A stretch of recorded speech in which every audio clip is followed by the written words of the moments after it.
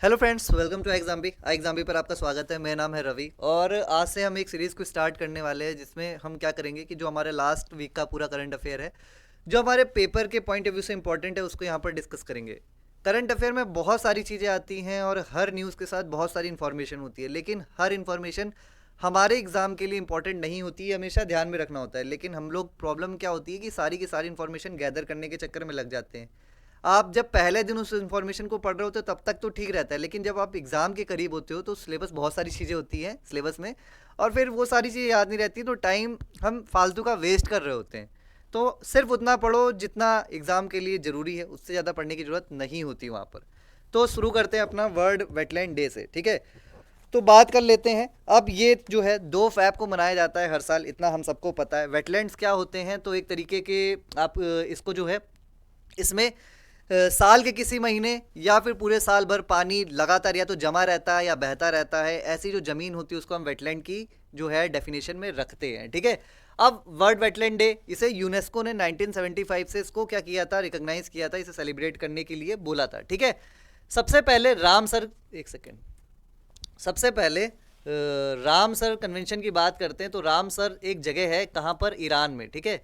Ramsar जगह है Iran में। तो वहाँ पर 1971 में एक कॉन्फ्रेंस होती है, 1971 में एक कॉन्फ्रेंस होती है जिसमें बात की जाती है कि ऐसे जो वेटलैंड्स है, ऐसे जो मरीन इकोसिस्टम है, उसको हम क्या करेंगे, प्रोटेक्ट करेंगे। 1971 में बात की जाती है। 1975 में यूनेस्को रामसर कन्वेंशन लेकर आता है और उससे लगभग विश्व के ज़्यादातर देश क्या कर देते हैं, रेटिफाई कर देते हैं। इंडिया भी 1980 के दशक में इसे क्या कर देता है, रेटिफाई कर देता है, ठीक है। आज अगर हम बात करते हैं तो इंडिया में आप देख सकते हो 4.7% जो हमारा इंडियन जोग्राफिकल एरिया है वो मतलब वेटलैंड्स की जो श्रेणी है उसके अंतर्गत आता है, ठीक है। इसके अलावा 80 साइट्स ऐसी हैं जिसको हम रामसर वेटलैंड साइट की जो है डेफिनेशन के अंदर रखते हैं, मतलब 80 रामसर साइट्स हमारे यहाँ पाई जाती है। एग्जाम के पॉइंट ऑफ व्यू से इसकी थीम इंपॉर्टेंट हो जाती है कि 2024 के लिए थीम क्या थी, तो वेटलैंड्स एंड ह्यूमन वेलबींग क्या थी, इसकी थीम थी, जो आपको याद रखनी है। 2023 वाली भूल जाओ, इसको याद रखने की जरूरत नहीं है, ठीक है। तो ये इसके बारे में था। चलते हैं अगली इन्फॉर्मेशन की तरफ। इंटरिम बजट, ये हमारी दूसरी इन्फॉर्मेशन है। इंटरिम बजट, जैसा कि आपको पता है ये साल हमारा जनरल इलेक्शन का टाइम है। इस साल लोकसभा के चुनाव होंगे, ठीक है। लोकसभा में जो हमारे एमपीज होते हैं उनके चुनाव होंगे। तो सरकार के ऊपर एक बाध्यता रहती कि वो फुल फ्लेज बजट लेकर ना आए, ठीक है। जब ऐसे केस में जब सरकार के पास केवल कुछ ही महीनों का समय होता है, वो इंटरिम बजट लेके आती है ताकि जो रेस्ट उनका टेन्योर है उसमें उनका कामकाज चलता रहे। अब जब जनरल इलेक्शन है वो जब कंप्लीट हो जाएंगे, उसके बाद जो नई सरकार आएगी वो फुल फ्लेज बजट लेके आएगी, ठीक है। इस वजह से कुछ महीनों के लिए बजट लाया जाता है, उसको हम इंटरिम बजट कहते हैं।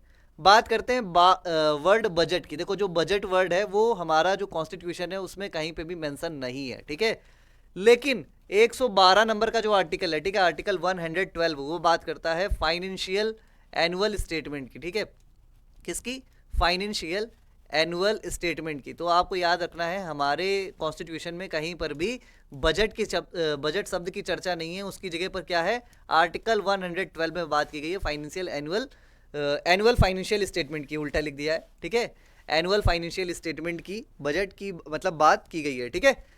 अब कुछ जो इसमें पॉइंट थे, जैसे एक्सपेंडिचर की अगर हम बात करें तो हमारा जो इस साल का कैपिटल एक्सपेंडिचर है वो लगभग हम लोगों ने 11 लाख करोड़ को रखा गया, 11 लाख करोड़ का रखा है, जो कि एक बहुत बड़ी बात होती है। देखो, कैपिटल एक्सपेंडिचर वो एक्सपेंडिचर होता है जो हम एसेट को तैयार करने में लगाते हैं या फिर अपनी लाइबिलिटीज़ को कम करने में खर्च करते हैं।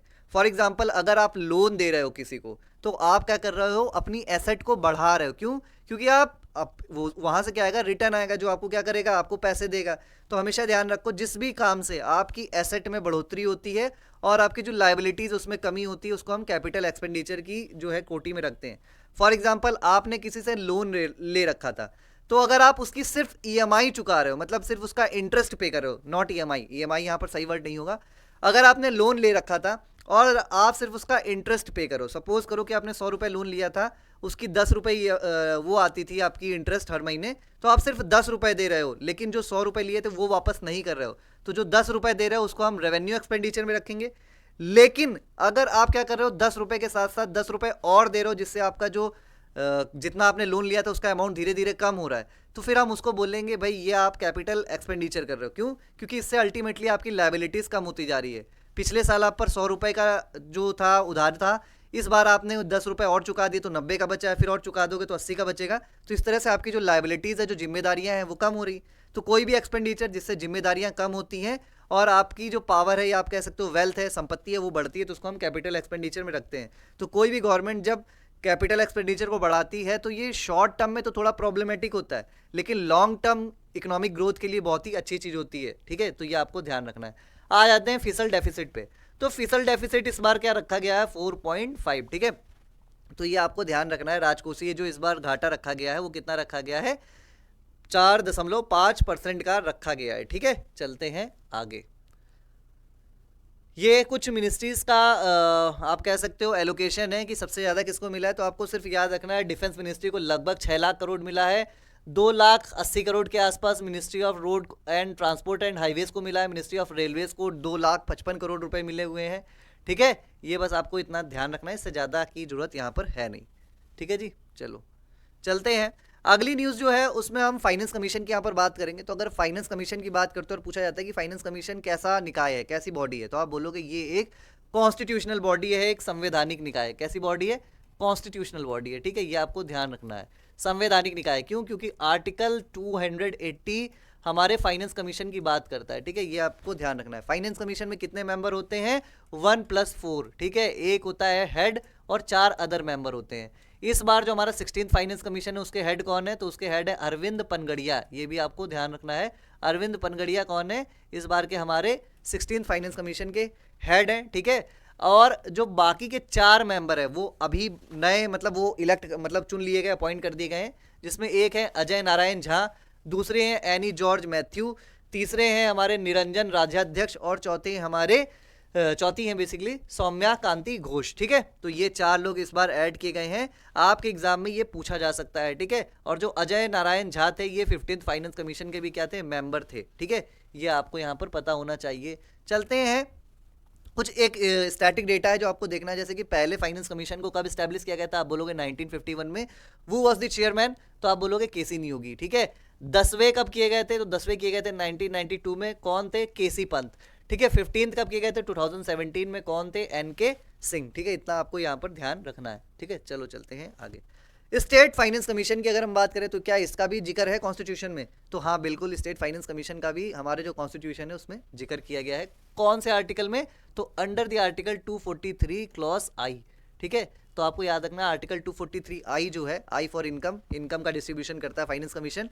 तो 243 आई में स्टेट फाइनेंस कमीशन की बात की गई है। ठीक है, इतना आपको ध्यान रखना है, बाकी इससे ज़्यादा चिंता की जरूरत नहीं है। अब बात कर लेते हैं इंडियन कोस्ट गार्ड की। ठीक है, इंडियन कोस्ट गार्ड डे कब मनाया जाता है, तो एक हमारा जो फरवरी होता है उसको सेलिब्रेट किया जाता है, इंडियन कोस्ट गार्ड। ठीक है, 1977 में इसको इस्टेब्लिश किया गया था। 1978 से हम इंडियन कोस्ट गार्ड डे को मनाते हैं। इस बार कोई थीम आई नहीं है। ठीक है, बस इतना आपको ध्यान रखना है। और इसका जो मोटो है वो क्या है, वयम रक्षाम। ठीक है, इसका जो मोटो है वो क्या है भाई, वयम रक्षाम। ठीक है, ये इसका मोटो है। ठीक है, ये आपको यहाँ पर ध्यान रखना है। चलो चलते हैं आगे। खेलो इंडिया विंटर गेम्स। ठीक है, अब इसमें बहुत सारे एथलीट्स आएंगे, बहुत सारे गोल्ड मेडल ये मिलेंगे, ब्रॉन्ज मिलेंगे, सिल्वर मिलेंगे। सारे के सारे नहीं याद करने। गोल्ड अगर किसी महिला को मिला है तो याद करना, बस इस तरह से याद करना। ठीक है, इससे ज़्यादा कुछ भी इसमें ज़रूरत नहीं है। खेलो इंडिया विंटर गेम्स कहाँ पर हो रहे हैं ये इंपॉर्टेंट है, तो लेह लद्दाख में इस बार इसको सेलिब्रेट किया जा रहा है। ठीक है, उसके बाद जम्मू कश्मीर के गुलमर्ग में भी इसको मनाया जाएगा, इसका जो सेकंड पार्ट होगा, ये ध्यान रखना है। तो JNK और लद्दाख में इसको सेलिब्रेट किया जाएगा। इसका मैस्कट क्या है, तो इसका मैस्कट है हमारा स्नो लेपर्ड, जिसका नाम क्या रखा गया है, शी। ठीक है, या फिर शान। आपको ये ध्यान रखना है, इससे ज़्यादा इसमें कुछ भी पढ़ने की जरूरत नहीं है। ठीक है, चलते हैं आगे। सर्वत्र, अगर एग्जाम में पूछा जाए कि सर्वत्र जो है अभी न्यूज़ में था, ये क्या चीज़ है। ठीक है, तो आप जैसा देख सकते हो ट्रक टाइप का आपको कुछ दिख रहा है, लेकिन ये एक ट्रक नहीं है, ये क्या है, एक मोबाइल ब्रिज है। मोबाइल ब्रिज मतलब चलता फिरता पुल। ठीक है, कहीं पे भी जाकर लगा दो और इस पार से उस पार चले जाओ। तो ये वो है, किसने डेवलप किया है, DRDO ने डेवलप किया है। इससे ज़्यादा दिमाग बिल्कुल भी लगाने की आवश्यकता इसमें नहीं है। सर्वत्र क्या है, एक मोबाइल ब्रिज है, चलता फिरता ब्रिज है। जब कोई आपदा आ गई, कनेक्टिविटी का कोई इशू हो गया, तो उसमें ये आपकी मदद करने वाला है, हमारी मदद करने वाला है। किसने डेवलप किया है, DRDO ने डेवलप किया है। बस इतना याद रखना है, बाकी डायमेंशन, लेंथ, विड्थ, हाइट ये जरूरत नहीं है याद करने की। ठीक है, चलते हैं मार्टियर्स डे पे, शहीद दिवस। शहीद दिवस हमारी जो कंट्री है उसमें अलग अलग डेट को मनाया जाता है। 30 जनवरी को भी मनाया जाता है, 23 मार्च को भी मनाया जाता है, ठीक है। उसके अलावा उड़ीसा में अलग डेट को मनाया जाता है और अलग अलग जगह पे भी अलग अलग डेट को शहीद दिवस मनाया जाता है, ये आपको ध्यान रखना है। 30 जनवरी को हम इसलिए मनाते हैं क्योंकि उस दिन नाथूराम गोडसे ने महात्मा गांधी जी की हत्या कर दी थी, ठीक है। इसके लिए हम मार्टियर्स डे मनाते हैं। उसके अलावा 23 मार्च को क्यों मनाते हैं, तो इस दिन हमारे 3 नौजवान, ठीक है, भगत सिंह, राजगुरु और सुखदेव को फांसी की सजा दी गई थी, फांसी दी गई थी बेसिकली। तो इस वजह से हम 23 मार्च को भी मार्टियर्स डे मनाते हैं। क्यों फांसी दी गई थी, क्योंकि इन्होंने जो सेंट्रल असेंबली थी उसमें बम फेंका था और उसके बाद इन पर हत्या के एलिगेशंस लगाए गए थे और फाइनली इनको क्या कर दिया गया था, मतलब फांसी पे लटका दिया गया था 23 मार्च को, ठीक है। ये तो ध्यान रखना है। कई बार पूछा जाता है कि भगत सिंह की ऑटोबायोग्राफी क्या है, तो आप बता दोगे वाई आई एम एथीस्ट, मैं नास्तिक क्यों हूँ। ये उनकी क्या है, ऑटोबायोग्राफी है, जो इन्होंने जेल में, जब ये जेल में थे, ठीक है, उस दौरान इन्होंने लेटर्स के रूप में लिखा था, अलग अलग लेटर्स लिखे थे, उनका कंपाइलेशन है, उसको नाम दिया गया है मैं नास्तिक क्यों हूँ, ठीक है। उसके अलावा अगर हम बात करते हैं, एक पॉलिटिकल पार्टी थी जिसका नाम था नौजवान सभा। तो अगर कभी आता है कि नौजवान सभा को किसने नौजवान सभा जो एक पॉलिटिकल पार्टी थी उसे किसने इस्टेब्लिश किया था, तो आप बता दो कि भगत सिंह ने इस्टेब्लिश किया था, ठीक है। किसने किया था, भगत सिंह ने, ठीक है, भगत सिंह ने, ठीक है। चलो चलते हैं आगे। अब आ जाते हैं ट्राई के चेयरमैन पे। हाल ही में ट्राई के नए चेयरमैन चुने गए। 4 महीने से इनकी पोस्ट वैकेंट थी, सीईओ की पोस्ट वहाँ पर खाली पड़ी हुई थी, कोई नहीं था, ठीक है। और हमारे देश में बेरोजगार इतने, उसके बावजूद बताओ सीईओ नहीं मिल रहा। तो नए चीफ चुने गए हैं ट्राई के, कौन, ये जो आपके सामने दिखाई दे रहे हैं, अनिल कुमार लोहाती जी, ठीक है। अनिल कुमार लोहाती जी की इमेज आप देख सकते हो। इनको ट्राई का क्या बनाया गया है, नया चेयरमैन बनाया गया है, नया चीफ बनाया गया है, ठीक है। अब हम ट्राई के बारे में बात करेंगे। ट्राई क्या चीज़ है, तो telecommunication regulatory authority of India. कब इस्टेब्लिश की गई थी, 1997 में इस्टेब्लिश की गई थी। 1997 का एक एक्ट लाया गया था, पार्लियामेंट एक एक्ट लेके आई थी और उसके तहत ट्राई को इस्टेब्लिश किया गया था। जो नए हेड है इनका टेन्योर रहेगा 3 साल या फिर 65 वर्ष की आयु, जो भी पहले पूरी हो जाएगी उसमें ये, उसके बाद पोस्ट क्या हो जाएगी, वैकेंट हो जाएगी, ठीक है। तो ये आपको ध्यान रखना है। टेली कम्युनिकेशन जो telecom regulatory authority of India है, इसका जो काम, मतलब ये जो है, ये एक सांविधिक निकाय है। सांविधिक मतलब स्टैट्यूटरी बॉडी है, ना कि कॉन्स्टिट्यूशनल बॉडी है, ये ध्यान में आपको रखना है, ठीक है। 3 साल का इनका टेन्योर होने वाला है। करप्शन परसेप्शन इंडेक्स 2023 कौन जारी करता है, पहला क्वेश्चन, तो आप बोलोगे ट्रांसपेरेंसी इंटरनेशनल। क्वेश्चन आता है ट्रांसपेरेंसी इंटरनेशनल का हेडक्वार्टर कहाँ पर है, तो आप बोलोगे बर्लिन, कहाँ पर, जर्मनी में, ठीक है। तो बर्लिन जर्मनी में ट्रांसपेरेंसी इंटरनेशनल का क्या है, हेडक्वार्टर है। पहली बार कब जारी किया गया, तो 1995 में इसको पहली बार जारी किया गया था, ये भी आपको ध्यान रखना है। इस बार यानी 2023 के लिए इंडिया की रैंक क्या है, तो रैंक थोड़ी सी गिर चुकी है, अब हम लोग 93 पे आ चुके हैं, पहले हम लोग 85 पे थे, ठीक है।